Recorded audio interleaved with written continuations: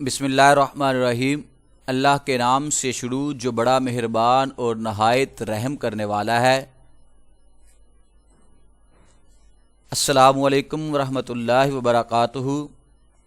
جی بیٹا، امید کرتا ہوں کہ آپ سب بچے خیریت سے ہوں گے اور جتنے لیکچر آپ کے پاس پہنچے آپ نے ان کو اچھے طریقے سے سنا اور یاد بھی کیا ہوگا۔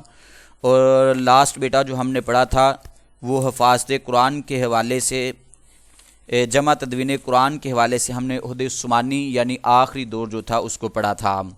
تو آج جو ہمارا ٹاپک ہے وہ ہے جمع تدوین حدیث کا پہلا دور۔ تو یہ پہلا دور عہد نبوی سے شروع ہوتا ہے اور 99 ہجری تک یہ جاتا ہے۔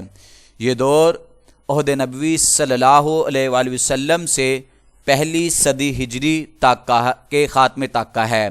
اس دور کو ہم حفاظت حدیث یا تدوین حدیث کے اعتبار سے غیر سرکاری دور کہہ سکتے ہیں۔ حفاظت حدیث، حدیث کی حفاظت کے حوالے سے، تدوین حدیث، حدیث کے جمع کرنے کے حوالے سے۔ کیونکہ غیر سرکاری دور اس کو اس وجہ سے کہا گیا کہ ان کے اندر صحابہ کرام کے پاس احادیث تو موجود تھی، لیکن کوئی ایسی اتھینٹک بک جس کو کہا جائے کہ جس سے حوالہ دیا جا سکتا ہو کہ یہ کتاب سے ہم نے یہ حوالہ لیا ہے، کوئی ایسی موجود نہیں تھی۔ کیونکہ صحابہ کرام نے اپنے پاس ان کو لکھ کر محفوظ ضرور کیا تھا، لیکن کوئی ان کو نام یا کوئی ایسی صورتحال نہیں تھی بنائی گئی کہ جس سے کہا جا سکتا ہو کہ یہ حدیث، یہ واقعہ جو ہے ہمیں فلاں جگہ سے ملتا ہے۔ جیسے آج کوئی حدیث ہو، ہم کہتے ہیں یہ بخاری شریف کے اندر ہے، ابن ماجہ کے اندر ہے، مشکات شریف کے اندر ہے یا ترمذی کے اندر ہے۔ اس وجہ سے اس دور کو غیر سرکاری دور کہا گیا، کیونکہ اس دور میں صحابہ کے پاس اپنے اپنے محفوظ نسخے موجود تھے، مگر سرکاری سطح پر کوئی ایسا نسخہ موجود نہ تھا جس کو تمام امت کا متفقہ نسخہ قرار دیا جا سکتا ہو۔ اس کے بعد پہلے دور کے مشہور محدثین کے اس وقت کے کچھ مشہور محدثین تھے کہ جن کے پاس احادیث کا مجموعہ موجود تھا۔ اس میں حضرت ابو ہریرہ رضی اللہ تعالی عنہ، حضرت ابو ہریرہ سے 5374 احادیث مروی ہیں۔ یہ ابو ہریرہ آپ کی کنیت تھی اور اس کی وجہ کیا تھی؟ آپ کا اصل نام حضرت عبد الرحمن بن صخر تھا اور ہریرہ عربی میں بلی کو کہتے ہیں۔ آپ بلیوں سے بہت زیادہ شفقت فرماتے تھے، پیار کرتے تھے۔ تو ایک دن آپ بلیوں سے شفقت فرما رہے تھے کہ نبی کریم صلی اللہ علیہ وآلہ وسلم کے ذات اقدس تشریف لائے اور آپ نے آواز دی، اے ابو ہریرہ۔ تو آپ کو یہ لقب کنیت بہت اچھی لگی، تو اس وقت سے لے کر پھر آپ نے ہمیشہ جہاں بھی لکھا ابو ہریرہ لکھا، عبد الرحمن بن صخر نہیں لکھا۔ یہ آپ کی نبی کریم صلی اللہ علیہ وآلہ وسلم کے ساتھ محبت تھی کہ آپ نے ابو ہریرہ کو ہی اپنا نام منتخب کر لیا۔ حضرت عائشہ رضی اللہ تعالی عنہا سے 2210 احادیث مروی ہے۔ حضرت جابر بن عبداللہ رضی اللہ تعالیٰ عنہ سے 1516 احادیث مروی ہیں۔ حضرت انس بن مالک رضی اللہ تعالیٰ عنہ سے 1286 احادیث مروی ہیں۔ حضرت عبداللہ بن عمر رضی اللہ تعالی عنہ سے 1630 احادیث مروی ہیں۔ حضرت ابو سعید خدری رضی اللہ تعالی عنہ سے 1170 احادیث مروی ہیں۔ اور حضرت عبداللہ بن عمر بن العاص، یہ بیٹا عمر نہیں اس کو پڑھنا، عمر پڑھنا ہے، کیونکہ عربی کے اندر قاعدہ ہے کہ جس عمر کے بعد واو آ جائے اس کو عمر نہیں عمر پڑھا جائے گا۔ حضرت عبداللہ بن عمر بن العاص رضی اللہ تعالی عنہ سے 1000 احادیث مروی ہیں۔ تو یہ پہلے دور کے مشہور محدثین تھے۔ اس کے بعد ہے دور اول کا تحریری سرمایہ۔ ڈاکٹر عبد المصطفیٰ اعظمی نے اپنی کتاب اسٹڈیز ان ارلی ہدایت لٹریچر میں صحابہ کرام کے 52 یعنی 52 صحائف کا ذکر کیا ہے۔ ان میں سے چند ایک حسب ذیل ہیں، درج ذیل ہیں۔ اس میں سب سے پہلے ہے صحیفہ علی رضی اللہ تعالی عنہ۔ حضور صلی اللہ علیہ وآلہ وسلم کے فرمودات پر مشتمل یہ دستاویز حضرت علی رضی اللہ تعالیٰ عنہ کے پاس محفوظ تھی، جسے آپ اپنی تلوار کی نیام میں رکھتے تھے۔ اس میں بہت سے احکام و مسائل درج تھے۔ اس کے بعد صحیفہ علی رضی اللہ تعالیٰ عنہ کے پاس صحیفہ ابو ہریرہ رضی اللہ تعالیٰ عنہ ہے۔ یہ صحیفہ حضرت ابو ہریرہ رضی اللہ تعالیٰ عنہ کے شاگرد حمام بن منبع رضی اللہ تعالیٰ عنہ نے آپ سے روایت کیا اور مرتب کیا۔ یہ وہ صحیفہ ہے جس کو شروع تو استاد نے کیا لیکن مکمل ہم شاگرد نے کیا۔ ان کے دو مخطوطے برلن یعنی جرمنی اور دمشق یعنی شام کے عجائب خانوں میں محفوظ ہیں، جو چند سال پہلے ہی دریافت ہوئے۔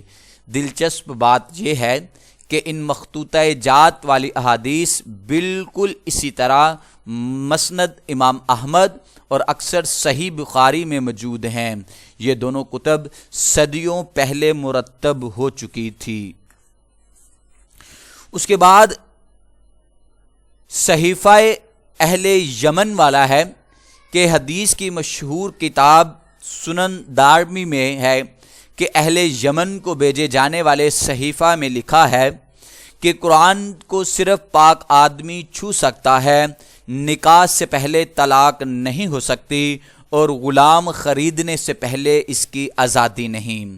اسی طریقے سے اس کے بعد صحیفہ الصادقہ جو حضرت عبداللہ بن عمر بن العاص رضی اللہ تعالی عنہ سے حضور صلی اللہ علیہ وآلہ وسلم کی احادیث کا صحیفہ مرتب کیا، جسے صحیفہ الصادقہ کے نام سے یاد کیا جاتا ہے۔ یہ بیٹا مروزی میں پوچھا جا سکتا ہے کہ صحیفہ الصادقہ کس نے مرتب کیا، یا حضرت عبداللہ بن عمر بن العاص کا مرتب کرتا صحیفے کا نام بتائیں۔ اس میں 1000 احادیث تھی۔ آپ رضی اللہ تعالی عنہ خود فرماتے ہیں کہ میں نے فیہا ما سمعتہ من رسول اللہ ولیس بینی و بینہ احد، کہ اس میں جو کچھ ہے وہ میں نے رسول اللہ صلی اللہ علیہ وآلہ وسلم سے سنا ہے، اور اس وقت میرے اور آپ کے درمیان کوئی اور نہ تھا۔ اسی کے علاوہ کچھ جنگی ہدایات تھی۔ حضور صلی اللہ علیہ وآلہ وسلم نے حضرت عبداللہ بن جہش رضی اللہ تعالیٰ عنہ کو ایک دستے کا امیر مقرر کیا تو ان کو ایک خط لکھ کر دیا جس میں جنگی ہدایات تھی۔ اس کے علاوہ آپ کے زمانہ اقدس کے اندر ہی کچھ تحریری معاہدات ہوئے جو آج بھی ہمارے پاس چل رہے ہیں، جیسے آپ صلی اللہ علیہ وسلم نے مختلف اوقات میں صلح نامہ حدیبیہ، میثاق مدینہ، تبلیغی خطوط، جگیروں کی ملکیت نامے، ایمان نامے یعنی کسی کو امان دینا، بے نامے خرید و فروخت کے حوالے سے، وقف نامے وغیرہ تحریری صورت میں خود لکھوائے۔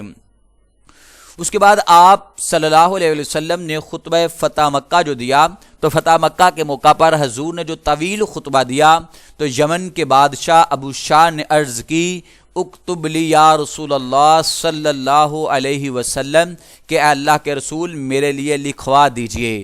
تو آپ صلی اللہ علیہ وآلہ وسلم نے حکم دیا، اکتبوا لابی شاہ، ابو شاہ کے لیے لکھ دو۔ اس کے بعد جدید تحقیقات کے اندر ابن کثیر نے آپ صلی اللہ علیہ وآلہ وسلم کے ان بے شمار خطوط اور دستاویزات کا ذکر فرمایا جو آپ صلی اللہ علیہ وآلہ وسلم نے مختلف اوقات میں بادشاہوں اور قبیلوں کے سرداروں کے نام لکھوائے اور ان پر اپنی مہر ثبت فرمائی۔ یہ خطوط اب بھی محفوظ ہیں جو مقوقس مصر اور نجاشی کے نام لکھے گئے۔ ان دعوت ناموں کو عصر حاضر کی تحقیقات نے سچ ثابت کر دیا۔ المختصر حدیث کی کتاب کا آغاز دور رسالت صلی اللہ علیہ وآلہ وسلم میں ہی ہو گیا تھا۔ تو یہ بیٹا پہلا حدیث کا دور تھا جس کے اندر یہ کام کیے گئے۔ جتنے بھی آپ نے بادشاہوں کو خط لکھے یا جو آپ کام کرواتے رہے ان کو لکھتے رہے، وہ ان کو محفوظ کر لیا گیا اور آج ہمارے پاس یہ مختلف کتابوں کی صورتوں میں محفوظ ہیں۔ تو یہ بیٹا آج ہم نے پہلا حدیث کا دور پڑھا، اس کو بیٹا آپ نے اچھے طریقے سے ریڈ کرنا ہے اور یاد بھی کرنا ہے۔ اگر کہیں آپ کو سمجھ نہ آئے تو بیٹا یہ جو چینل میرا علم کی دنیا آپ کے پاس لنک آتا ہے، یہاں آپ کمنٹ کر سکتے ہیں، تاکہ آپ کمنٹ کریں، جو بھی آپ کی پریشانی ہوگی آپ کو اس کا جواب دیا جائے گا۔ اور کمنٹ کرنے کے ساتھ ساتھ آپ نے اس چینل کو سبسکرائب بھی کرنا ہے اور بیل آئیکن کے بٹن کو پریس بھی کرنا ہے، تاکہ ہر نئے آنے والا لیکچر آپ تک پہنچ سکے۔ اس کے ساتھ آج کا لیکچر ہمارا مکمل ہوا۔ اللہ حافظ۔